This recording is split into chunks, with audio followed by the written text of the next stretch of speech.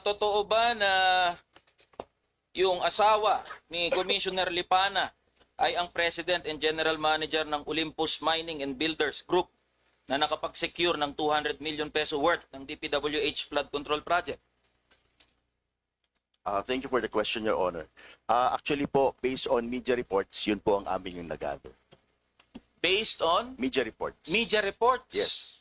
Kayo po, as commission, Lumalabas po na yun nga po, ganun po. so totoo na asawa, President and General Manager. So na-award yung mga yan while Commissioner ng Commission on Audit, etong si Commissioner Lipana. The very same commission tasked to audit DPWH projects. Tama ho ba? Yes, I think so, Your Honor. So, tama po ba na may paglabag yan sa batas natin, RA 6713, Code of Conduct and Ethical Standards, na pinoprohibit ang mga opisyal natin na magkaroon ng financial or material interest in transactions that fall under the office's jurisdiction? Your Honor's personal na position ko po, there's a potential conflict of interest po. So yan po ang punto ko, Mr. Chair.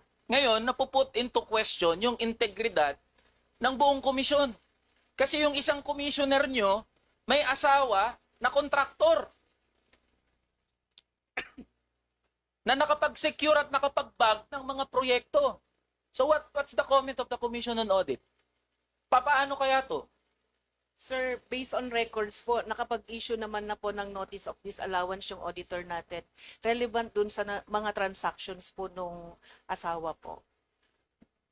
Next question. Since you have admitted on record na meron ngang potential conflict Yes. of interest, meron na bang ginawa na internal investigation ang Commission on Audit patungkol dito kay Commissioner Lipana? May I remind the Yes po. Yes, Mr. Chair. I'm wrapping to up. wrap up the questions. Okay, simula po nung nalaman po namin yung matter na yon from media reports, ay nag-issue po ang Commission on Audit ng sector and cluster issued General Audit Instructions on October 9, 2024 and October 15, 2024. Ang guidelines po namin is yung mga audit team leaders, as necessary, ay dapat po i-consider ang priority areas. Lalong-lalo na po yung mga lumalabas, in general naman po, hindi namin in-specific, specific controversial media items or issues, subject of legislative inquiry or succeeding COA issuances. So yun po, kung lumabas yun, dapat po ay mahagip yung mga projects na yun. Tapos ito po ay the supervising auditor issued specific audit instructions echoing the above instructions on November 29, 2024. So kung kita po yun ng ating mga auditors, ay meron po instructions na kumbaga bigyan po ito ng pansin. Mr. Chair, I'm just wrapping up po. So yan po yung pinupunto natin.